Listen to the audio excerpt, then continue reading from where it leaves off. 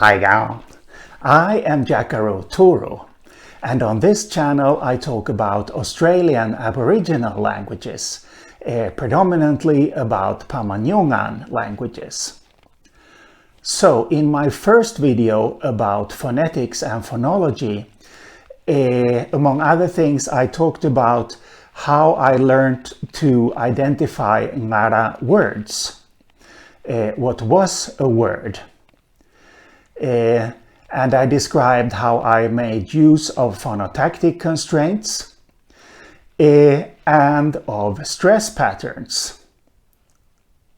Now, perhaps it was possible to get the impression from that video that Australian languages have main stress on the first syllable, all of them.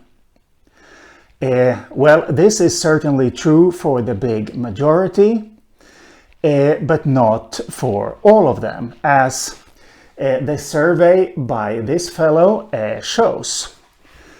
And I have been looking for my review of the dissertation of this guy for a long time. This is a Dutch dissertation, and if this guy is Dutch himself, I assume that this name should be pronounced Godemans or something like that. So I have remembered that I've read this and that I wrote a review of it, but I couldn't remember the guy's name, and so I couldn't find the review. But the other day I decided to try to think outside of the box. And as it so happens, I then found it right away. So, this dissertation is from 1998, as you can see, from the Holland Institute of Generative Linguistics, and it's called Weightless Segments, a phonetic and phonological study concerning the metrical irrelevance of syllable onsets. Quite a mouthful, I think. So, the interesting thing from my perspective then is that he goes through Australian languages and divides them up into categories based on word stress patterns. Now, of course, 1998 was quite a number of years ago, but the thing is that since I read this dissertation, I have not found a newer overview and or description of stress patterns in Australian Aboriginal languages. So let us look at what Godemans concludes here.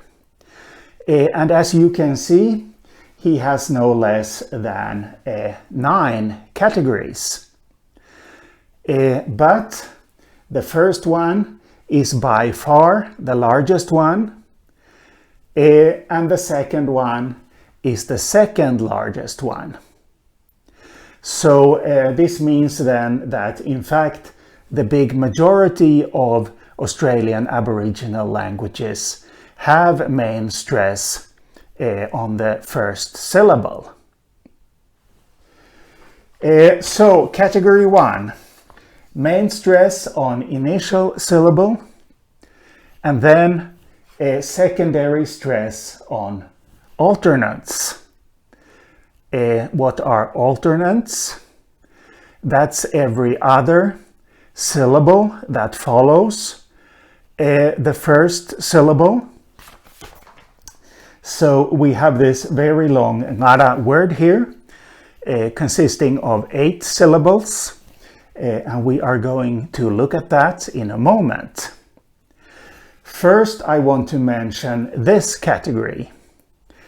This category is main stress on the initial or first syllable, and no information available about secondary stress. The reason for the existence of this category is no doubt the fact that Australian Aboriginal languages have been described to very different extents, unfortunately. And in his dissertation, Goudemans places the Ngara language, the one I have studied, he places it in this category.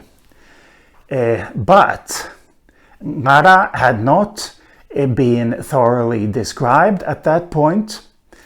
And when I started to study the language, some years after the publication of this dissertation, I concluded quite quickly that Ngara belonged here.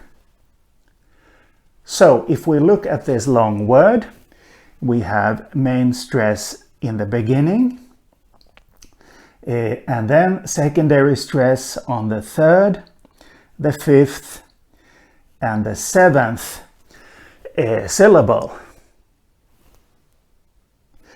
So this means at the place where there are many river red gum trees. River red gum tree being a sort of eucalypt they have. So Warangora is river red gum tree. Goro could be distributed plural. Some languages have that distinction. Distributed plural means that a number of things are spread out in a certain area. But kuru could also just mean many here. It's a bit unclear. And then mora is locative. So main stress on the first, and then secondary stress, and we get warangora korongora, warangora korongora. Yes, like that.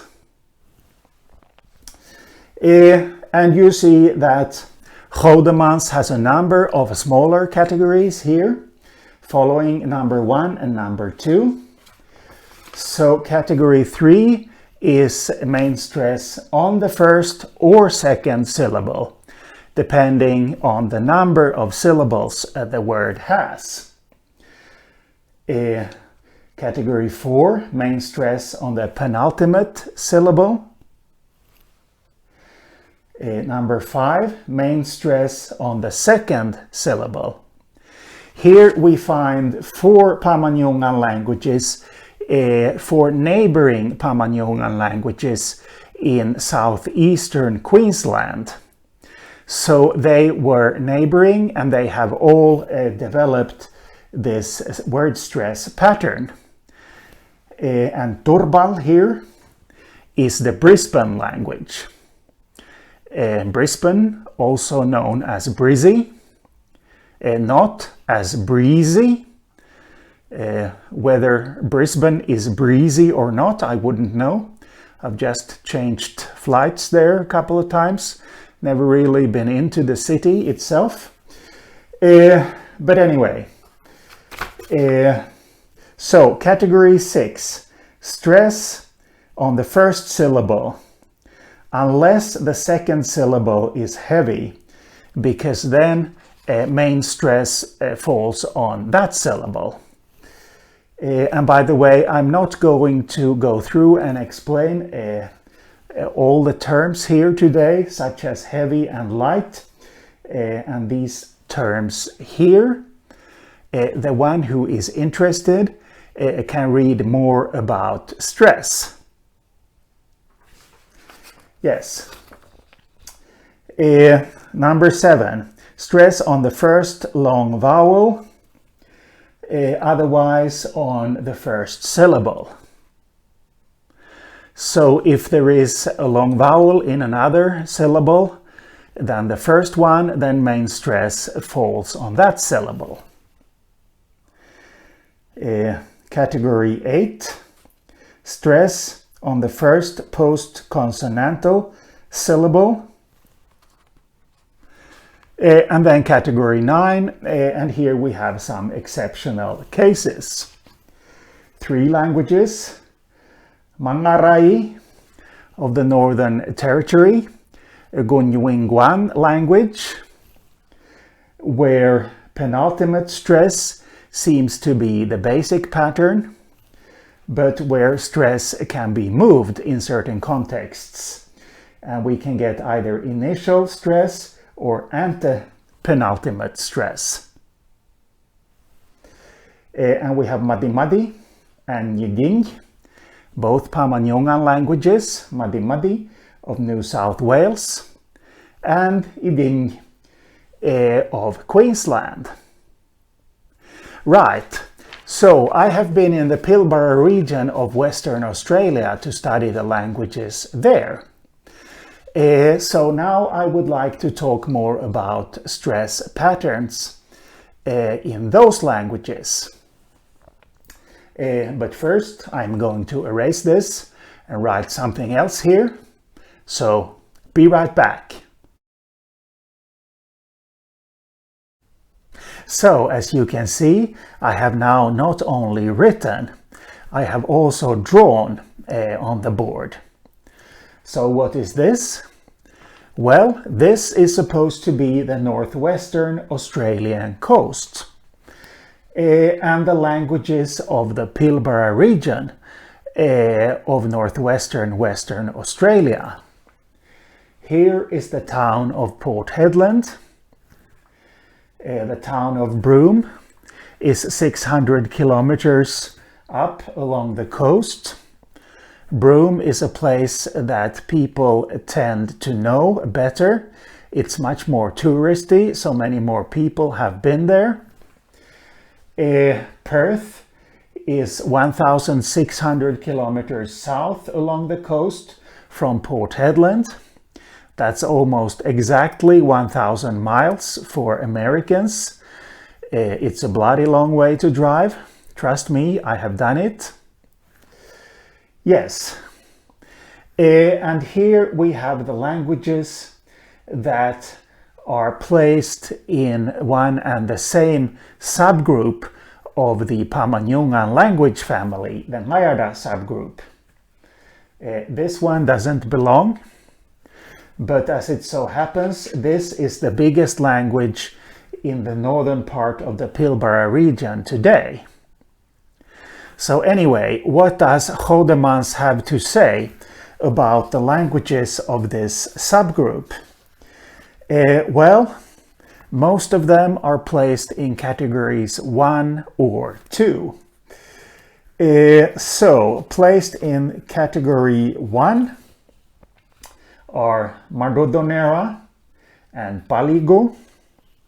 So that is main stress on initial syllable, secondary stress on alternates. Placed in category 2, main stress on initial syllable and no information available about secondary stress is then Ngara, as I have already mentioned, and Nyamal. I have published a lot of information about Ngara since Godemans' dissertation came out. There is a lot of information about Nyamal as well, but I think all of it has not been published. So Ngara and Nyamal. And then also Ngaroma Ngayarta, which need to be considered the two main dialects of one and the same language. And in category 2 also Nuwala. But there is a bit of variation to be found in this subgroup. So, Indjibarndi Kurama, which are also the two main dialects of one and the same language, they are placed in category 6. Stress on second syllable if it is heavy, otherwise on first. Panjima in category 7. Stress on first syllable, unless there is a long vowel in another syllable, then main stress falls on that syllable. And there are two Ngayarta languages that are in fact not mentioned at all. by Hodemans, and that would be Yinawanga and Jororo. So there is a little bit of variation here when it comes to word stress. And an interesting question actually is, these languages, do they constitute a genetic group? That is to say, are they all descended from one and the same parent language? Or are they a geographical group? Languages that have become similar, very similar in certain ways, because they are spoken in the same area and the speakers have been in touch. Well, as shown by Professor Alan Dench in an article, this is very difficult to know with the information we have available. They could be a genetic group, they could be an areal group. They have a lot of case marking, all these languages. There is a lot of double case marking. And in this part of Australia, the languages have many tense, aspect, mood distinctions. And actually, something that I find amazing is how many different tense, aspect, mood distinctions you find in these languages when you begin to look at this. This is something that will be the topic for future videos about verbs. So, very similar in some ways, different in others. Unlike most Pama-Nyungan languages, some of the languages here to the south have developed a nominative accusative case marking pattern, consistent nominative accusative case marking pattern. But probably I should leave this for another video, whether these languages constitute a genetic or an areal group. But rest assured that I will be back. So, see you later.